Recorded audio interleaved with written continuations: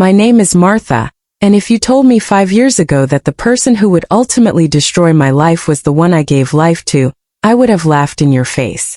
I would have felt sorry for you. Because my son Julian, he was my world. He was the reason I woke up every morning and the reason I never worried too much about having enough. I always had enough for him. Hello everyone, before we continue with today's story, I have a small favor to ask. Please hit subscribe and turn on the notification bell so you don't get to miss out on new videos from this channel. Subscribing is free, and it is the best way to support me in bringing you more dramatic stories. Where are you watching from? I'm interested. Drop where you are watching from in the comment section. Let's connect with one another. Now let's proceed. I worked retail for 20 years, the kind of job that sucks the marrow out of your bones but leaves you with a steady paycheck and eventually a decent retirement nest egg. Every shift, every holiday, every time I missed a birthday party or a family dinner, it wasn't just for me. It was for Julian. I was a single mother. His father left when Julian was 5 and never looked back. That meant every tuition bill, every sports camp, every doctor's visit, and every pair of expensive trendy sneakers fell squarely on my shoulders. And I carried that weight with pride. I truly believed I was investing in his future, teaching him the value of hard work through my own effort. Julian was charming. That was his superpower. He was never the type to cause open trouble in school. He was polite to the teachers, popular with the kids, and always knew how to flash that dimpled, innocent smile that melted away any criticism. I often heard people say, "Martha, you raised such a good boy." And I believed them. I let that praise be my reward. The moment everything started to crumble wasn't with a huge, dramatic explosion. It started with a whisper. A tiny, insignificant sound that I should have paid attention to years before. It was the sound of a small, nagging voice telling me I was giving too much, that his needs were becoming too much like demands. But I brushed it off. I was his mother. That's what mothers do. We give. Julian graduated college and immediately decided the corporate world was too rigid for his creativity. He bounced through half a dozen startups, each one promising to make him a millionaire by Tuesday, and each one failing spectacularly by Friday. I covered his rent, I subsidized his car payments, and I even invested a chunk of my emergency savings into his revolutionary app idea that promised to deliver artisanal dog food via drone.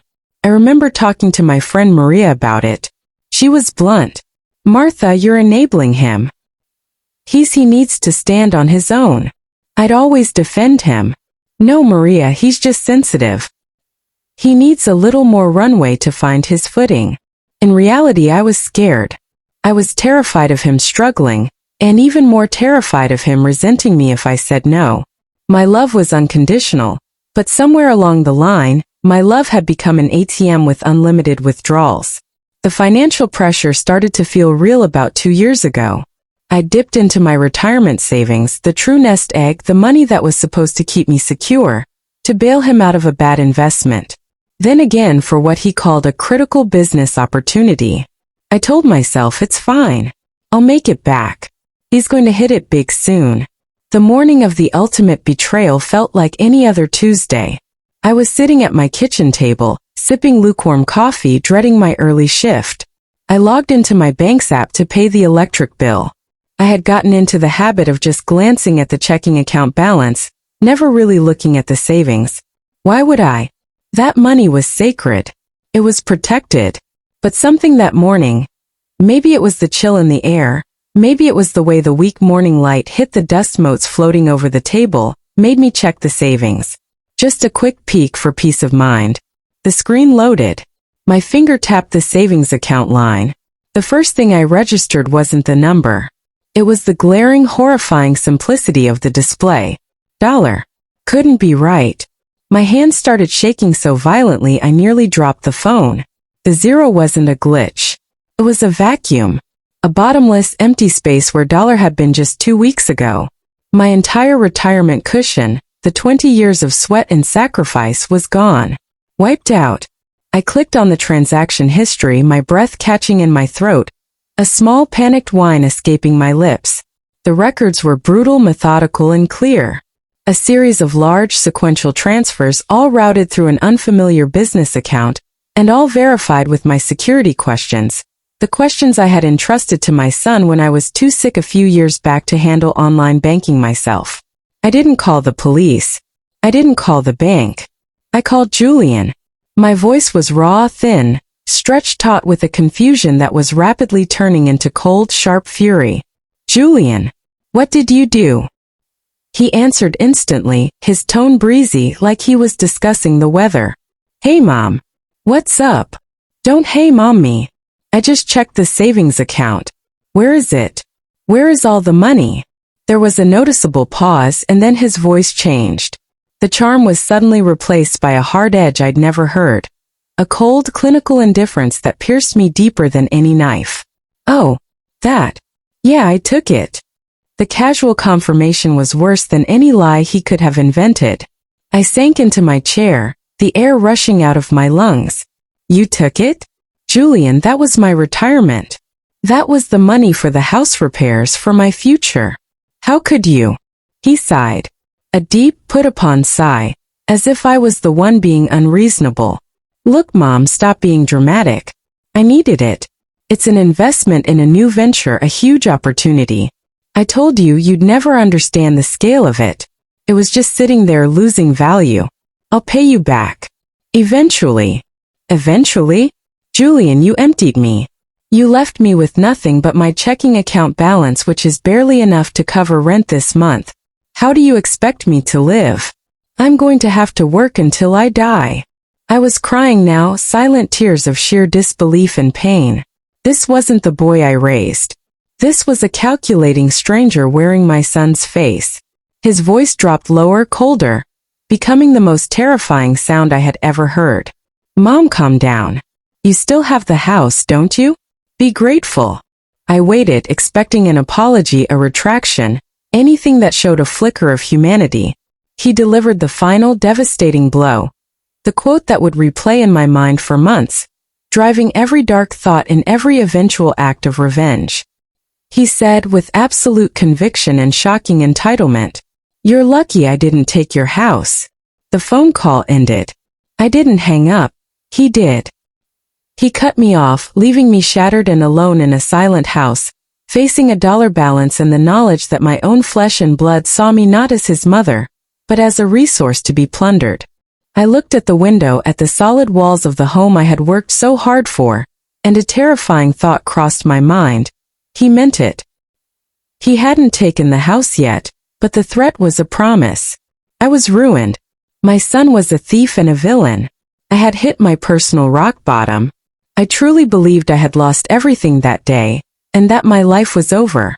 But I didn't know that my path to justice, my lifeline and my ultimate weapon, was about to be introduced, not by a lawyer or a detective, but by the quiet, observant woman who was always hidden in the background. The nurse. The immediate aftermath of that phone call was a vacuum of motionlessness. For 3 days I didn't move much from the couch. I ate stale crackers and stared at the ceiling. The silence of the house used to be comforting. Now it felt like a gigantic, echoing tomb of my failures. Every time I closed my eyes I heard him. "You're lucky I didn't take your house." It wasn't just a threat. It was a psychological weapon he had deployed perfectly. He had stolen my money, but he had left me with a constant, gnawing fear that he was coming back for the last thing I owned.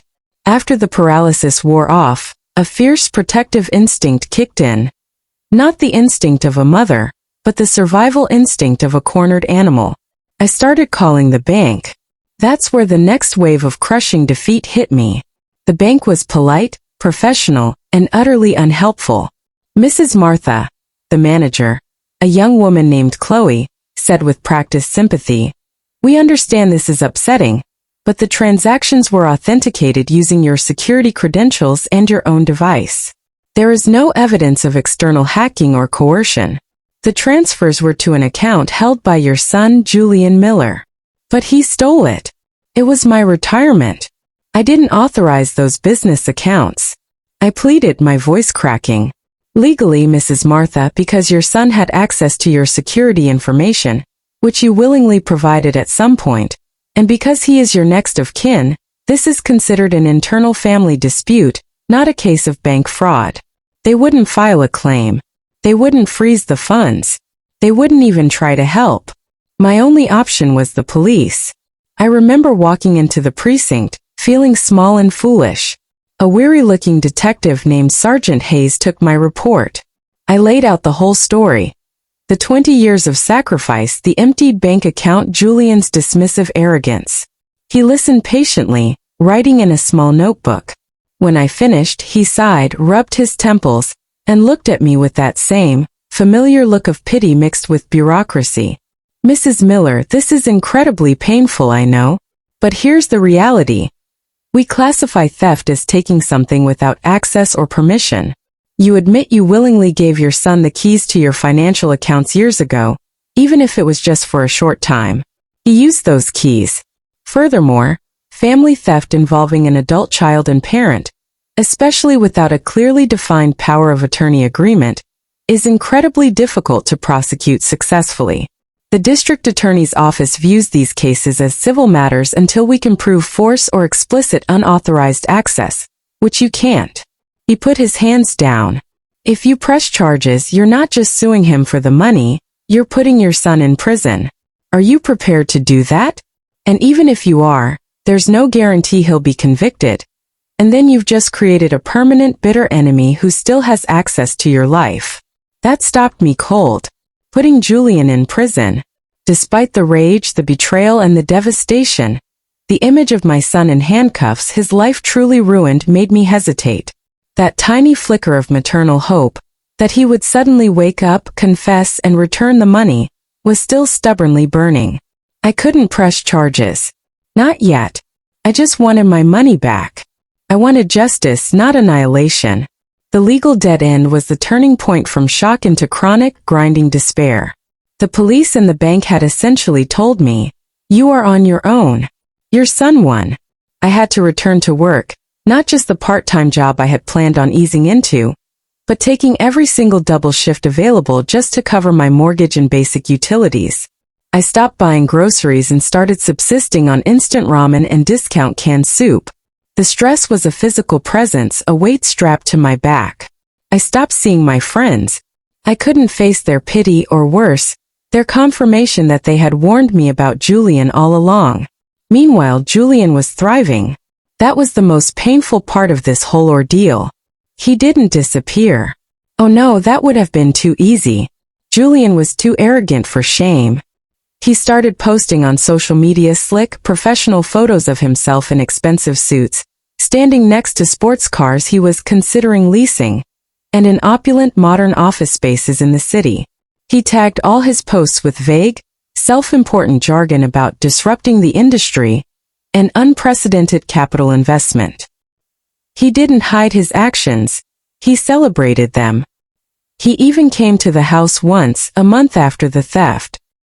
He pulled up in a shiny black sedan, a rental I later realized, but impressive nonetheless. I met him at the door, my face a mask of weary anger. "What do you want, Julian?" He offered that dazzling, empty smile. "Just checking in on my favorite investor. I wanted to show you the progress. The capital is working, Mom. We're laying the foundation for something huge. The foundation you built on my life savings," I spat. He brushed past me, taking a casual tour of my modest living room, the room I had struggled to furnish and maintain for 20 years. "Mom, you need to look at this differently. I didn't steal your money. I reallocated a stagnant asset into a liquid, high-growth fund. It was a favor to you, trust me. You were never going to spend it right anyway. You just let it sit there, gathering dust." That arrogance, the notion that he was smarter, that his ambition justified my ruin, lit a cold fire in my chest. "You left me scrambling to pay my health insurance, Julian. Do you have any idea the hell I'm living in?" He paused at the mantelpiece, adjusting a crooked photo of us from years ago. His expression darkened slightly. "Don't start with the guilt trip, Mom. You keep focusing on that money. You need to focus on your real assets. The house." I stiffened. "The house is mine. It is paid off and it is in my name. You have no claim here." He turned back, his eyes narrowed, an almost reptilian coldness replacing the warmth. For now. But think about this, Mom. If you get sick and you have no savings, who is going to pay for your care? Who is going to pay the property taxes? And who is going to step in when the bills pile up? He was maneuvering. He was planting seeds of doubt and fear, setting up the scenario where I would be forced to sell the house to him, or to someone else just to survive. He wanted the house just as he had promised. I won't let you have it, I whispered, the words trembling with weakness. He shrugged, already walking back toward the door. We'll see. But honestly, I think it would be easier for everyone if you just sold it to me now. Clean break. I'll give you a generous offer. Less paperwork. He didn't wait for my response. He just left, the expensive roar of the rental car's engine mocking the silence of my defeat. The fear solidified into a physical ailment. The lack of sleep, the anxiety over every overdue bill, and the constant stress finally broke me. I started experiencing severe chest pains. Not constant but sharp, frightening episodes that made me drop whatever I was holding and gasp for air.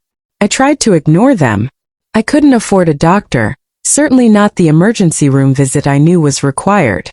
But one night, 2 months after Julian's visit, while stocking shelves during a double shift, the pain hit me like a sledgehammer. It wasn't just my chest. My left arm went numb, and I fell back against the aisle display, the boxes of cereal crashing around me. My coworkers rushed over. The lights blurred.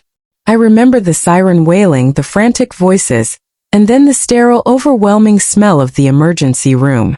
I was admitted. It wasn't a heart attack, thankfully, but a severe case of stress-induced arrhythmia complicated by extreme exhaustion and malnutrition.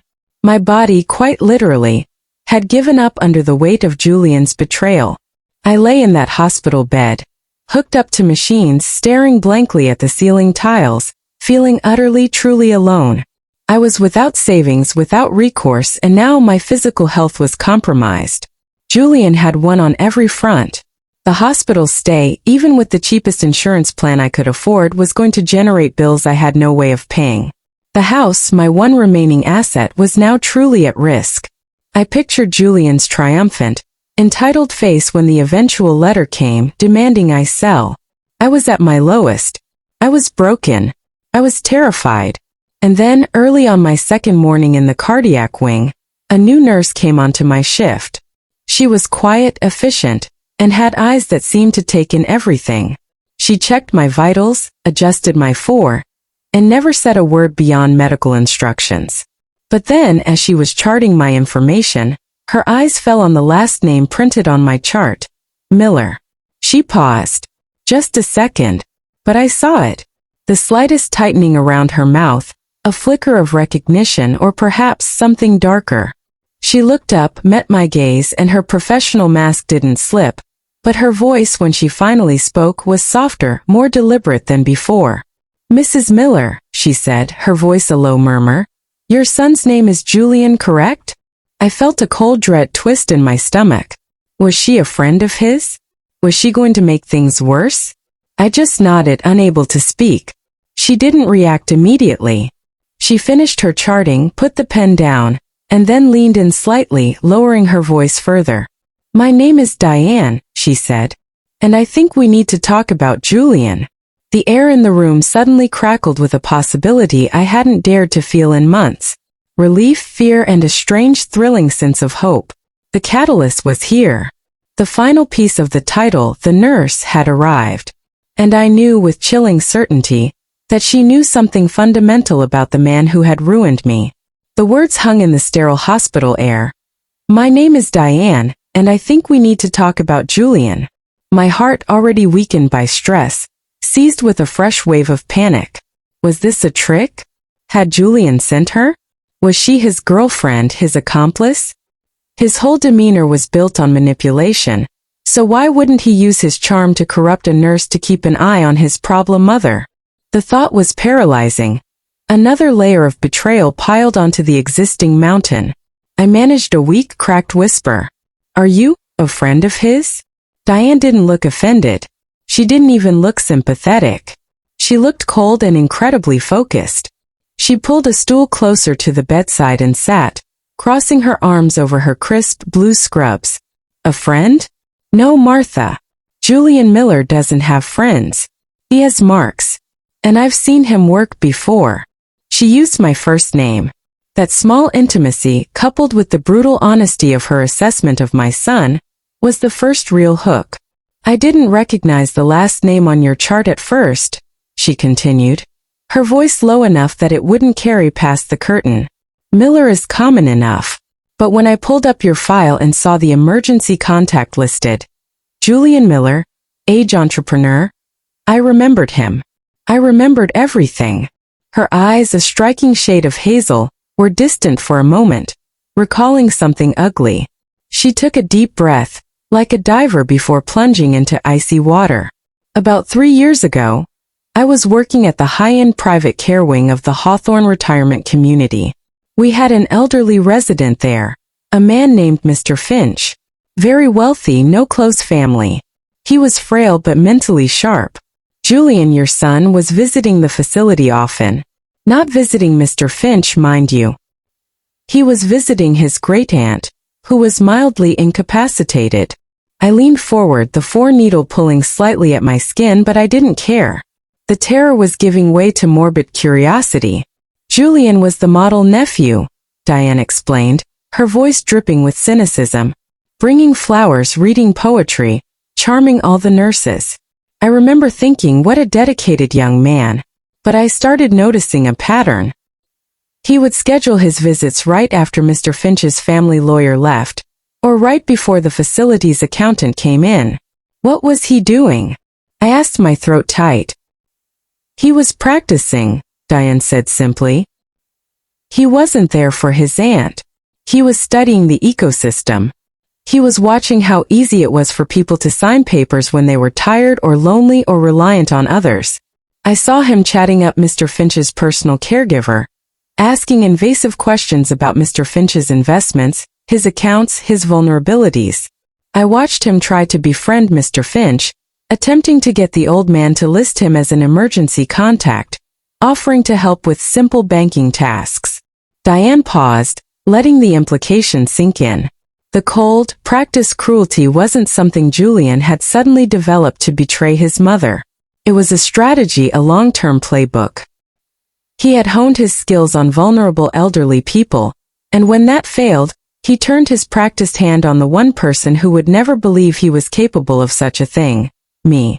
Mr. Finch's lawyer caught on, Diane finished, her voice hardening. Julian never got anything. But I saw the way he operated. He's a parasite, Martha. A polished, educated, generational parasite. He doesn't see people. He sees dollar signs and weaknesses. When I saw your chart and saw the stress-induced arrhythmia that put you here, likely caused by financial stress, I connected the dots.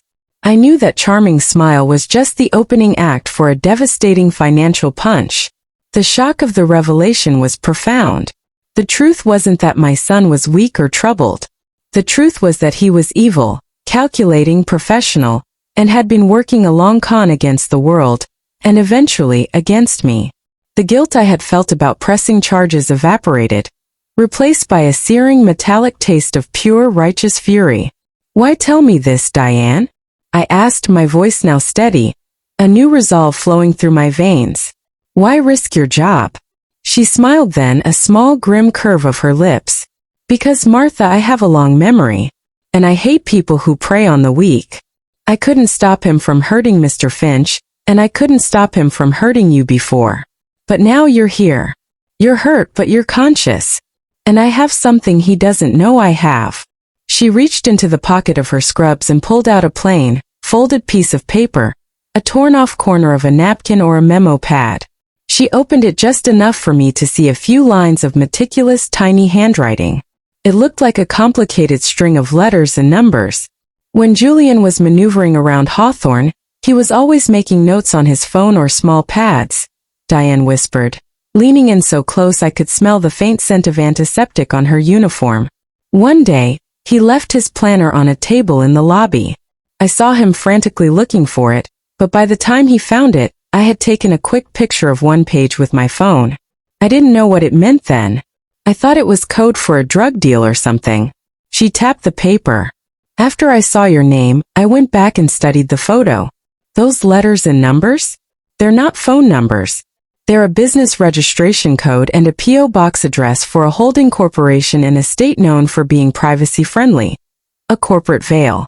He didn't transfer your money to Julian Miller's new venture.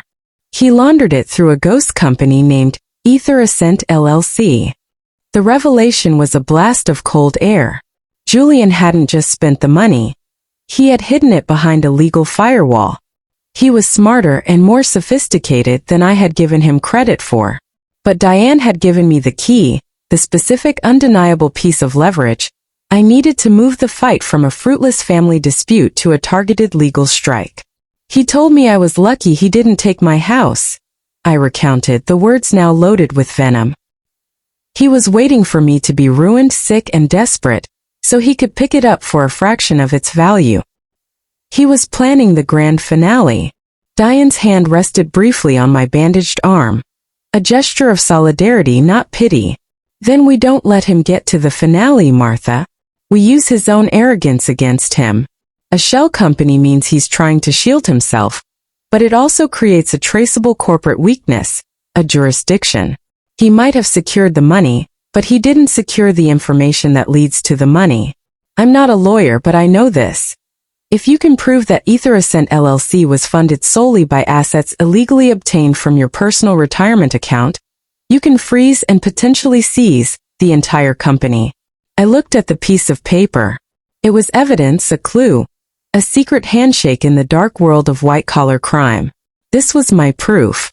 This was the chink in his armor. The nurse hadn't just saved my life with her medical skills. She had handed me the tactical nuclear option to save my future. I realized I wasn't just a victim anymore. I was an angry mother with a clear objective and an expert co-conspirator. The despair I felt in Act 2, the rock bottom, had been replaced by a quiet, burning determination. Julian had made a fatal mistake. He had hurt a mother whose life was hanging in the balance, and he had done it right under the nose of a woman who hated his kind of cruelty. Diane, I said, pushing the pain aside, focusing only on the coordinates on the scrap of paper. I need a lawyer. A merciless, expensive lawyer. Do you know one? Diane smiled again, but this time it was a smile of pure, cold plotting. As it happens, Martha, my cousin is a corporate litigator who specializes in asset recovery and piercing the corporate veil for family trusts. And she owes me a very large favor. And she hates entitled young men who defraud the elderly. I think it's time we start climbing out of this hole and burying Julian underneath the dirt we dig. The game was back on. My health was fragile, my finances were non-existent, but my resolve was absolute. Julian thought I was weak and defeated, lying in a hospital bed. He didn't know that my quiet, observant nurse was about to become the key witness and the architect of his total comprehensive downfall. The revenge narrative had begun. The remainder of my hospital stay was not a period of healing, but a war council. Diane the nurse became my shadow. She'd time her visits to coincide with the shift change, slipping in with a coffee cup and a clipboard, her presence signaling not a medical check, but a strategy session. The first crucial step was meeting her cousin, attorney Cynthia Sterling. Diane assured me Cynthia was an absolute shark in a courtroom, the kind of lawyer Julian would never anticipate facing. The problem, of course, was the cost. Cynthia's retainers start where my life savings used to, I told Diane, pointing weakly to my drip. I have nothing. I'm literally facing foreclosure if I can't pay these hospital bills. Don't worry about the money yet, Martha, Diane replied, folding her arms. I told you she owes me. Huge favor. She's doing this on contingency initially, pending the asset freeze. She is absolutely confident that if we have the registration code for Ether Ascent LLC, we have the hammer. Julian left a trail. Cynthia met me in the hospital library the day I was discharged. She wasn't what I expected. She was sharp, impeccably dressed, and spoke in precise, rapid-fire sentences. She didn't offer sympathy. She offered efficiency.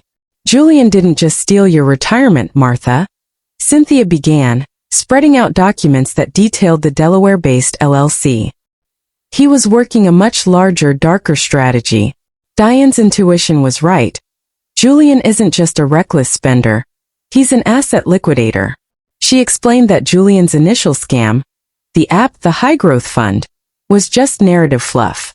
The dollar wasn't going into any legitimate venture.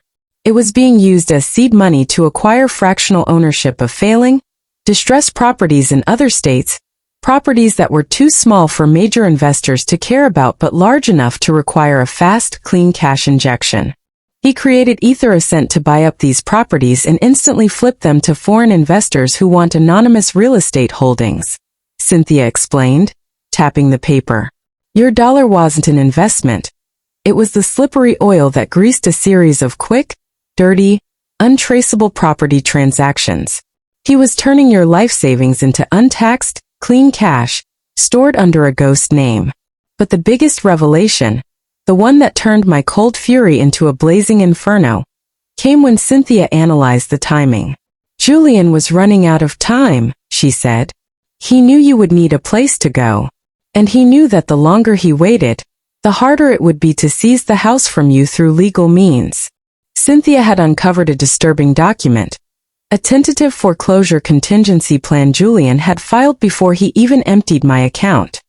He knew your job was tenuous and that your health was failing, Cynthia detailed, her voice chillingly objective. He intended to keep track of your financial deterioration. When the hospital bills, taxes, and inevitable maintenance costs piled up, he would swoop in. He had established a line of credit using the EtherAscent assets, your money, to purchase your house at a liquidation auction if you defaulted. He was planning to bankrupt you, put you on the street, and then purchase your house with the very funds he stole from you. My hands balled into fists under the table. He hadn't just stolen the money and threatened the house. He had meticulously planned my complete destruction. He had wanted me helpless, forced to watch him take the last anchor of my life. He didn't want the money back. He wanted the total power. That's when the last threads of maternal love snapped. There was nothing left to save. I wasn't fighting my son anymore. I was fighting an active criminal entity masquerading as my child. We move now, I stated, my voice low and firm. We don't wait for him to make the next move. What do we need? Cynthia nodded, a glimmer of respect in her eyes. This is the plan, Martha. Julian thinks he's safe because he used an LLC. We are going to pierce the corporate veil. The alliance and the revenge strategy. The strategy was complex, aggressive, and highly dependent on Diane's critical evidence.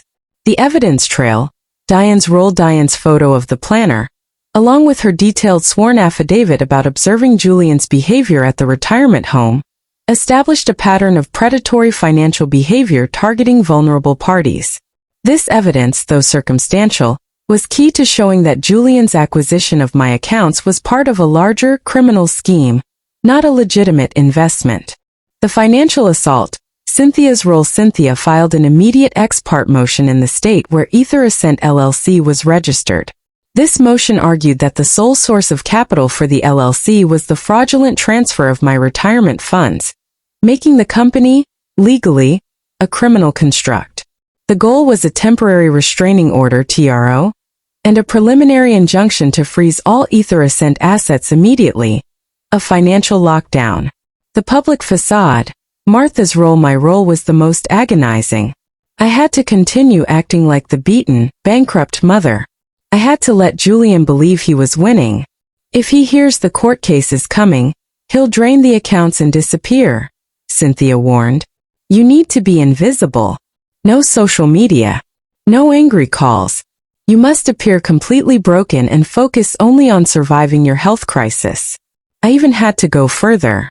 I used the last of my meager checking account to mail Julian a brief, typed letter.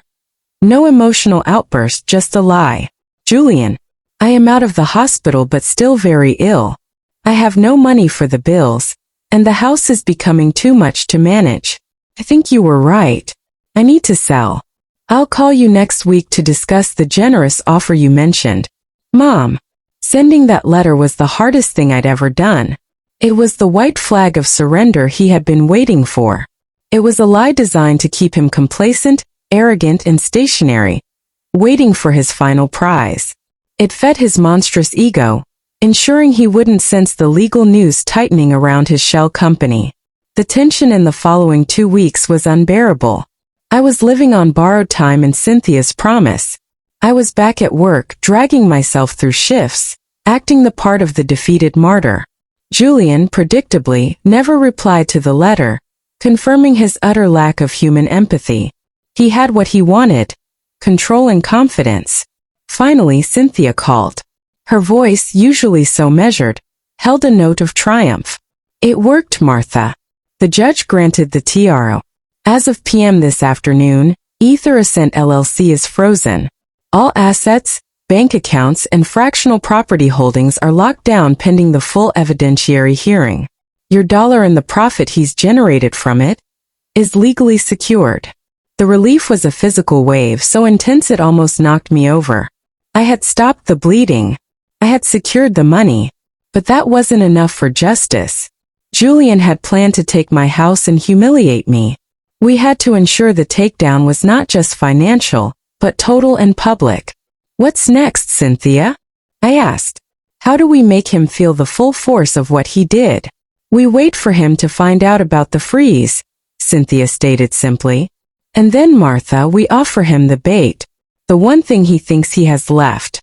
The house." I smiled for the first time in months. A cold, hard, vengeful smile. The nurse had found the lock, and the lawyer had found the key. Now we just needed the perfect place to spring the trap. The waiting was the hardest part. Julian was arrogant, but he wasn't stupid.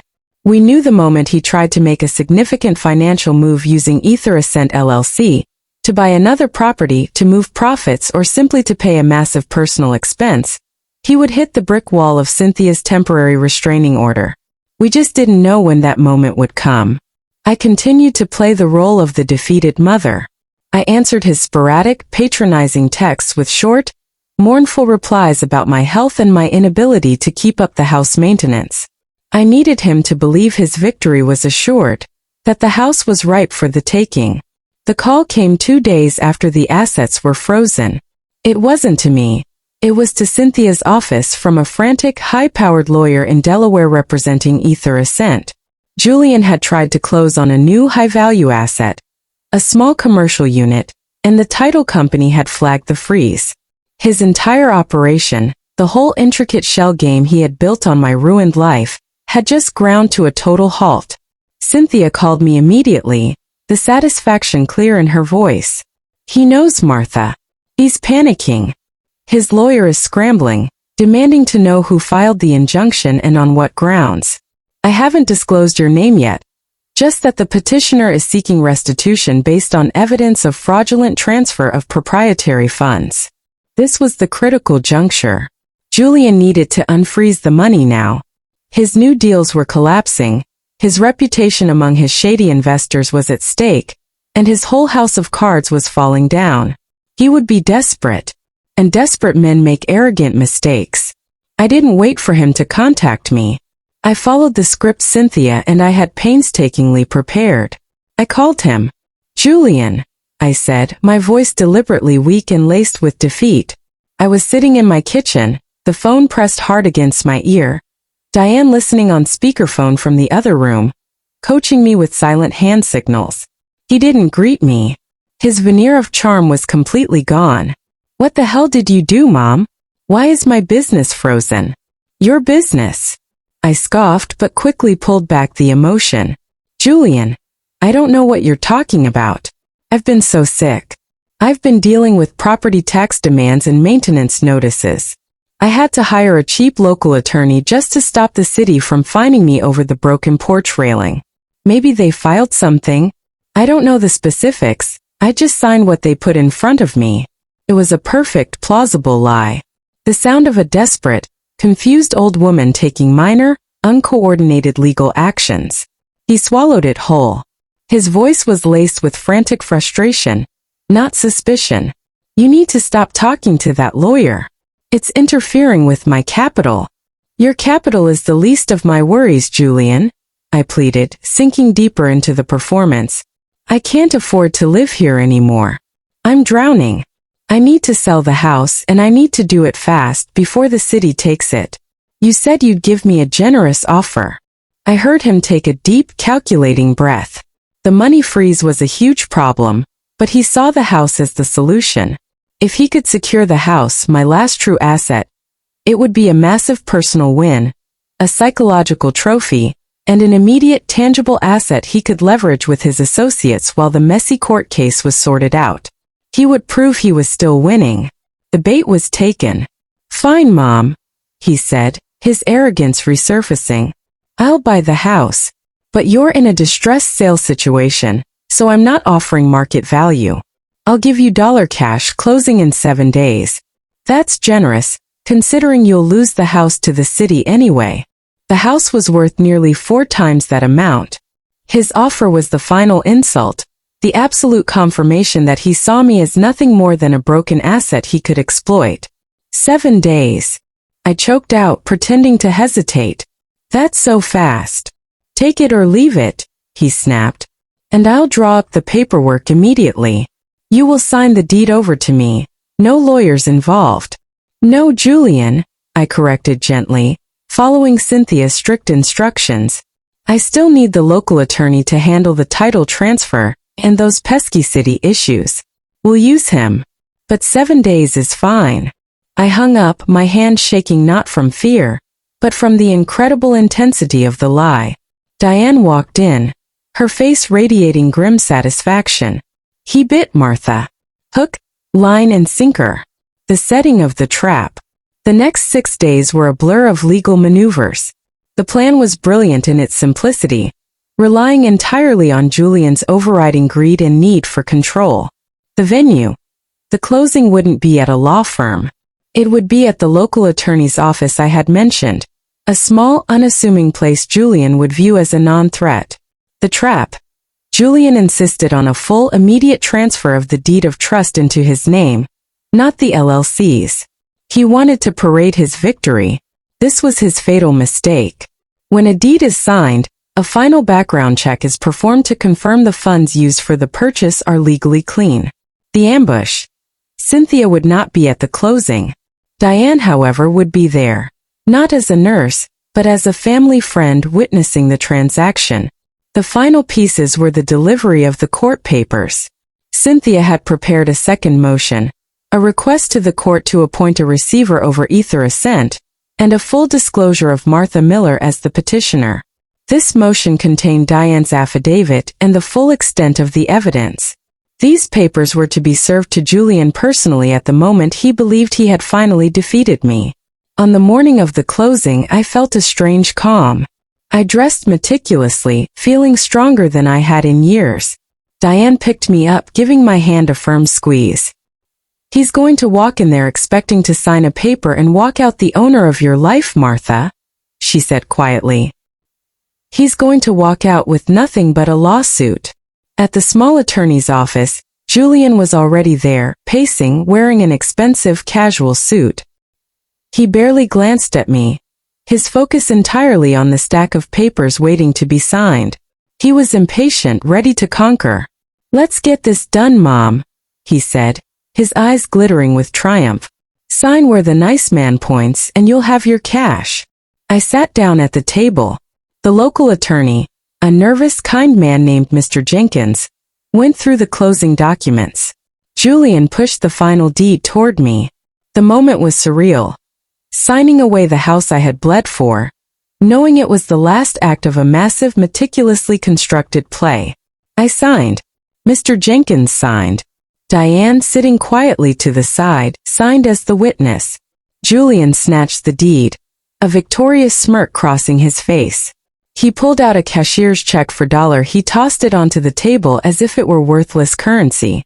There you go, Mom. Your lucky day, he sneered, looking down at me. He had won.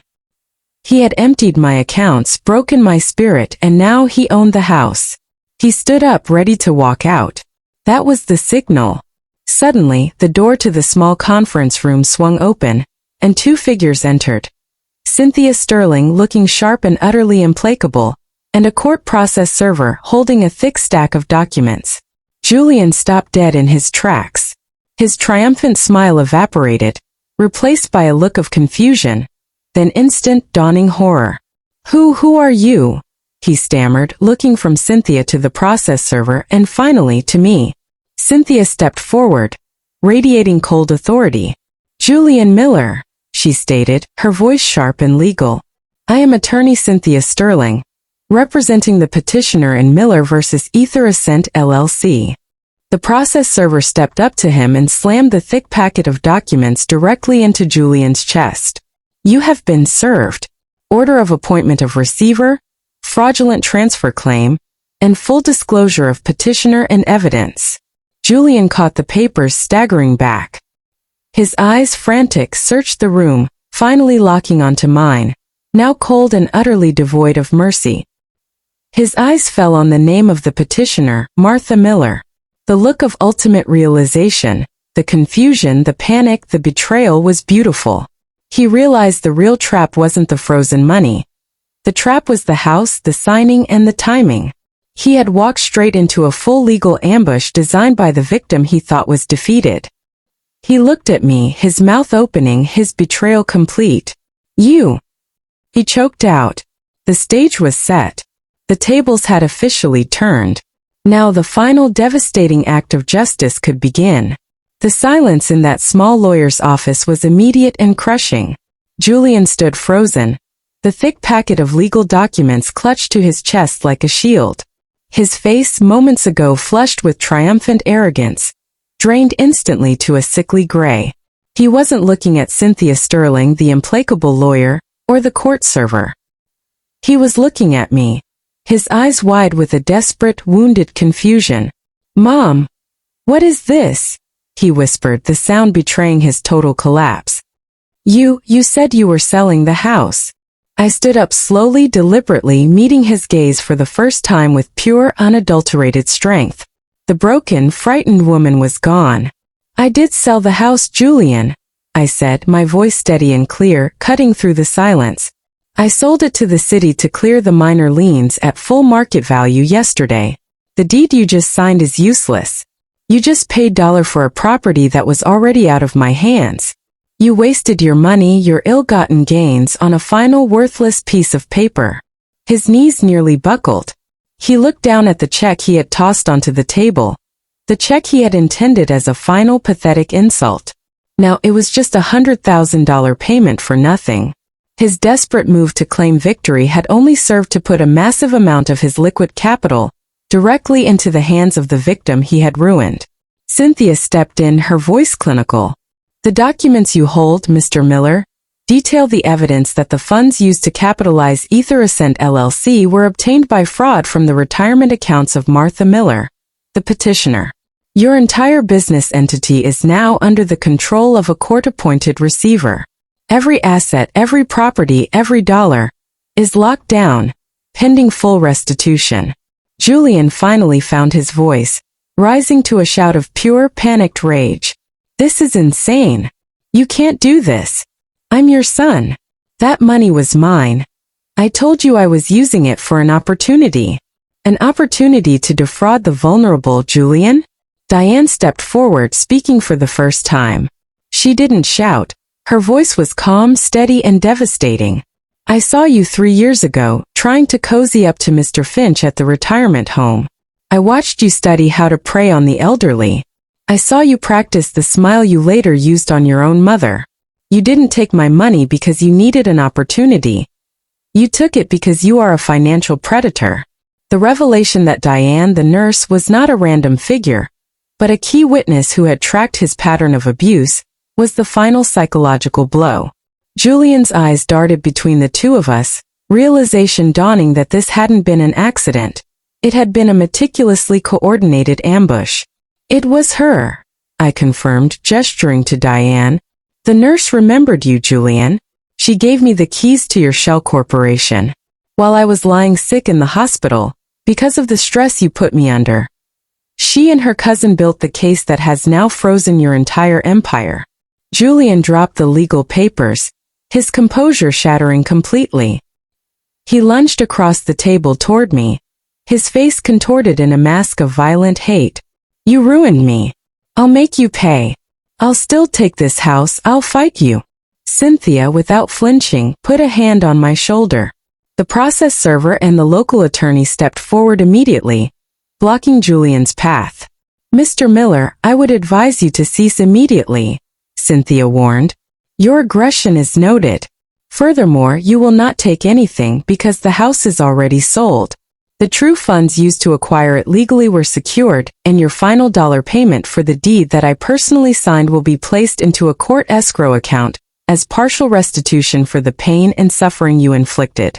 I leaned forward, my voice dropping back to a quiet, cold intensity, delivering the final necessary blow, using his own venomous words against him. You said I was lucky you didn't take my house, Julian, I murmured. You were wrong. You are the one who is lucky. Because if I hadn't had the money and the foresight to sell the house myself and get justice, you would have gotten exactly what you planned. Instead, you get this. I picked up the cashier's check he had thrown at me, the check he meant to be a symbol of his domination, and slid it back across the table toward him. You get your dollar back minus legal fees, but you get it back from a court-appointed receiver who will control your life for the next decade. And you get to watch as your stolen capital, my dollar plus every cent of profit you generated from it, is returned to me. You are left with nothing, Julian. Absolutely nothing. I didn't wait for his response. I rose and walked out of that office, Diane and Cynthia flanking me. The sound of Julian's furious, defeated yelling echoing behind us was the sweetest symphony I had ever heard. Julian was charged.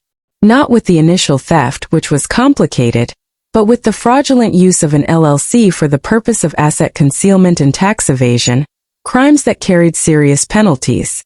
The receiver successfully dismantled Ether Ascent, returning every cent of my retirement savings, plus the considerable profits Julian had generated. I didn't get my son back. I got something infinitely more valuable, my life back. And I got a friend, Diane, the quiet, observant nurse who saw a predator where I saw a child, and who gave me the weapon I needed to fight back. I eventually sold the house to the new, legitimate buyer and used the funds to move to a smaller, cozier place near the ocean, far from the suffocating memories of Julian and his betrayal. I didn't retire yet, but I worked because I wanted to, not because I had to. Julian got his consequences. His criminal scheme collapsed. He lost his reputation, his money, and eventually his freedom. And I finally learned the truth. Sometimes the greatest act of love is the final act of letting go, even if it requires the sharp, cold, surgical precision of justice.